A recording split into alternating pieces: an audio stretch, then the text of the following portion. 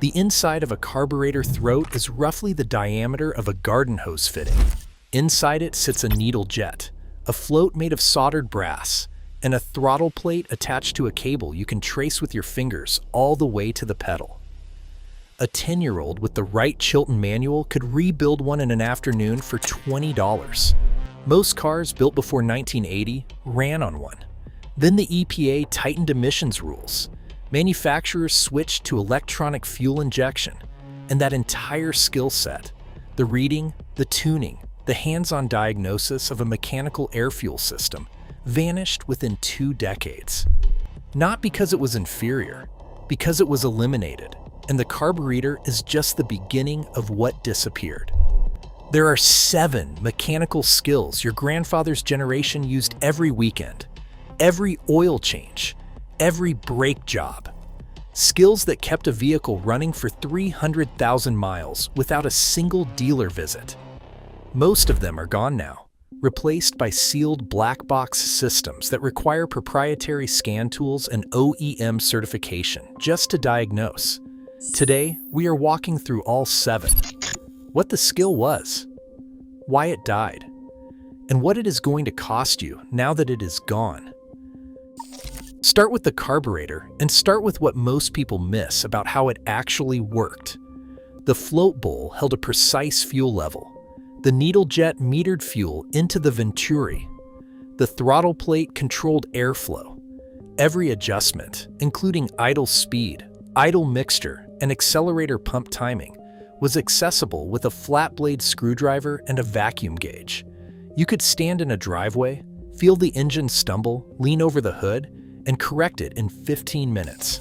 A rebuild kit was $20 at any parts counter. The job took 1 hour. The skill required was reading the engine, listening to how it responded to each adjustment, and understanding the relationship between fuel and air at every throttle position. Now, pull the intake manifold off a 2025 turbocharged 4-cylinder. On a gasoline direct injection engine, the fuel injectors are sealed inside a fuel rail operating at 2,000 pounds per square inch. Injector calibration is locked inside the ECU. You cannot adjust it. You cannot access it without an OEM scan tool that costs several $1,000s or more. A dealer diagnostic fee alone runs $150 before a single part is ordered. Injector replacement with calibration runs $1,200 on a modest family sedan. The part itself costs $40. The rest is access fees and proprietary software. That is what the carburetor skill was worth and what losing it costs you now. The second skill is points and condenser ignition timing. This one is so far removed from modern experience that most technicians under 40 have never held a dwell meter. The distributor contained a set of breaker points, steel contacts that opened and closed on a cam lobe to interrupt primary current and fire the coil. The condenser absorbed the voltage spike to prevent arcing. Every 6,000 miles or so, the points pitted, the gap drifted, and the timing fell out of spec. You pulled the distributor cap, set the gap with a feeler gauge, connected a timing light to cylinder 1, and dialed the distributor until the marks aligned. Total parts cost $5. Time 45 minutes. Here's what that skill actually did. It gave you complete control over ignition timing, the single most important variable in engine performance and fuel economy. Advance the timing 2 degrees and feel the throttle response sharpen. Retard it 2 degrees under a load and eliminate the knock. You were tuning in real time with your ears and your hands. That feedback loop between mechanical adjustment and engine response is the foundation of mechanical intuition. Modern coil-on-plug systems have 1 sealed ignition coil per cylinder, 4 on an inline 4, 6 on a V6, 8 on a V8. Each coil costs $200 or more on many applications. No access, no adjustment, no diagnostic path without a scan tool. When one fails, the ECU logs a misfire code. You pay the diagnostic fee to find out which one. Then you pay for the part. The skill is irrelevant because the access is gone. The third skill is valve lash adjustment, and this one hits hardest because its disappearance is directly tied to engine longevity. Many engines built before 1980 with pushrod VV8 layouts ran solid lifters and adjustable rocker arms. Valve clearance, the gap between the rocker tip and the valve stem, had to be set to spec with a feeler gauge every 10,000 to 30,000 miles. Too tight, and you burn an exhaust valve. Too loose, and you lose compression and hear a tick. The mechanic who knew how to do this job kept engines running cleanly for 200,000 miles or more. It was a one-wrench job that could be done in a driveway on a Saturday morning.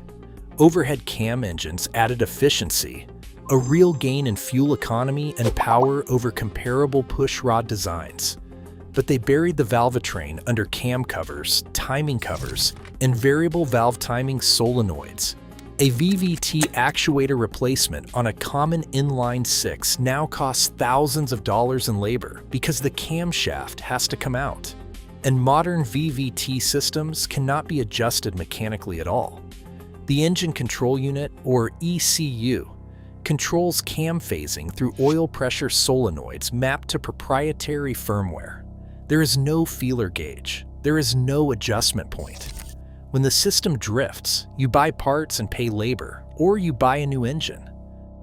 The fourth skill is drum brake relining, and losing it created a direct and measurable increase in brake repair costs. Many American vehicles through the 1980s used drum brakes, particularly at the rear axle.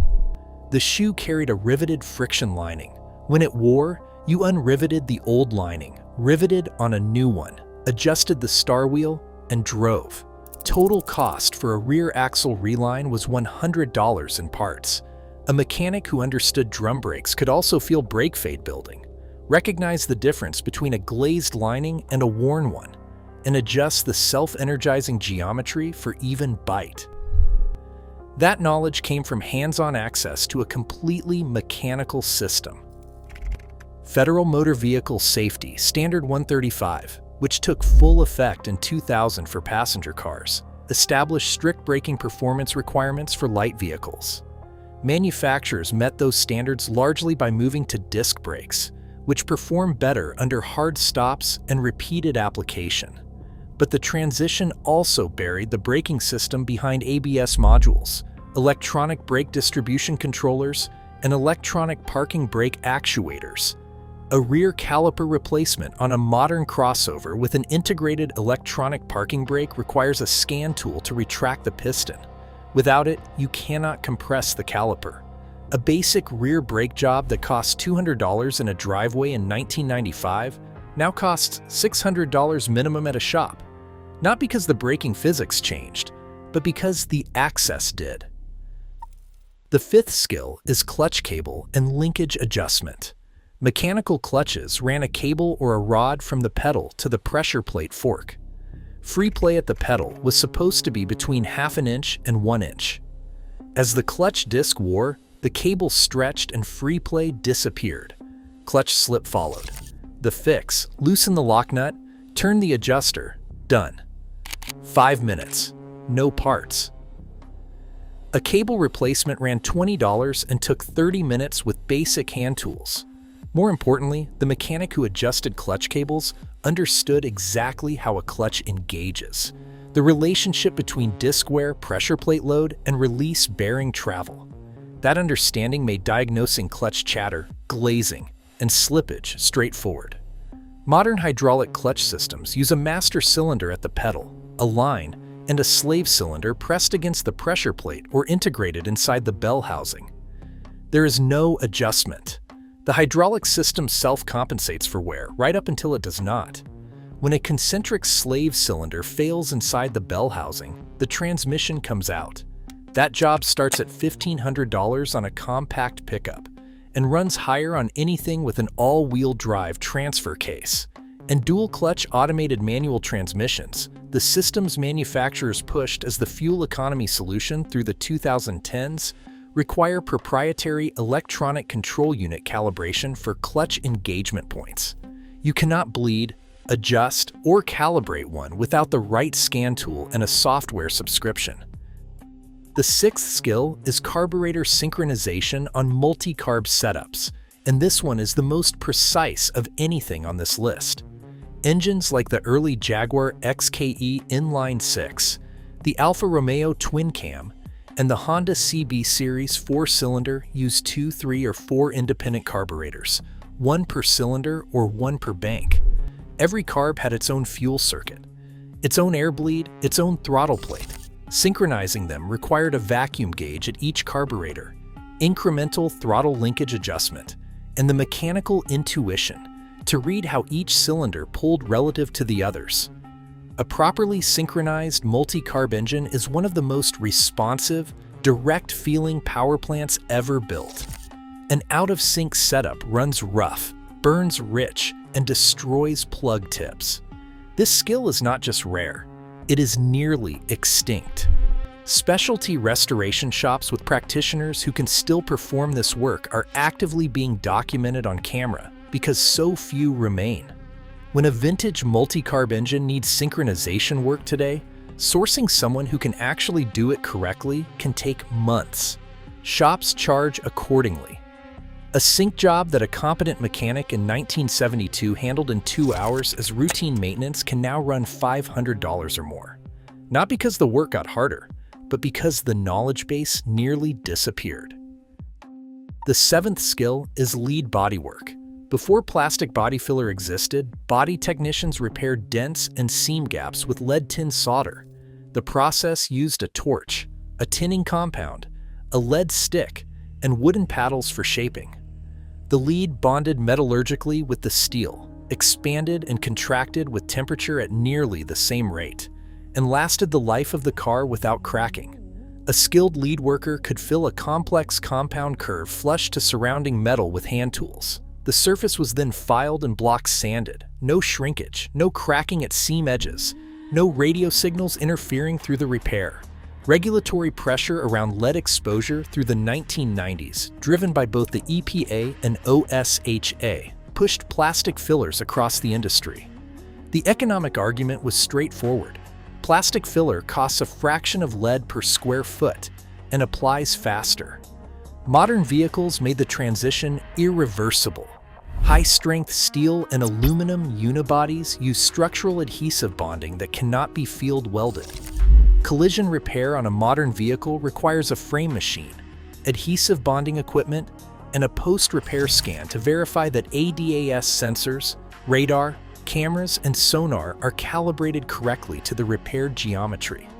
A collision that would have cost $800 in panel and lead work in 1980 now costs $3,000 to $5,000 because the diagnostic and calibration requirements are non-negotiable. Here's the through line across all 7. Every skill on this list was mechanical, accessible, and teachable in a driveway.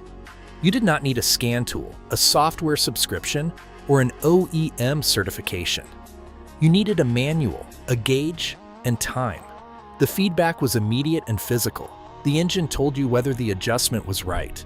That feedback loop was how mechanical intuition was built and transferred from one generation to the next. When the systems went sealed and electronic, the feedback loop was severed. Not because the engineers were malicious. Most of the changes improved safety, fuel economy, and emissions in measurable ways. But the side effect was the elimination of the access that made hands-on learning possible. What does this mean practically? It means the skills your grandfather used every weekend to keep a vehicle running for 300,000 miles at near zero repair cost cannot simply be picked up again. The platforms that required those skills are now 40 or 50 years old. Parts supply for mechanical carburetors, points distributors, and solid lifter engines still exists. Holley still catalogs carb rebuild kits. Pertronix still sells electronic conversion modules for distributor ignitions. And Napa still stocks drum brake components for older vehicles. If you own a pre-1980 vehicle and you want to learn these skills, the window is still open. If you own a modern vehicle, the tactical reality is different. You can still do oil changes, air filter service, and spark plug replacements on coil on plug systems. And you can swap brake pads on basic disc setups. But any repair that touches fuel delivery, ignition timing, transmission calibration, or brake system electronics is gated behind proprietary access that independent mechanics cannot easily cross without paying OEM subscription fees or certification costs.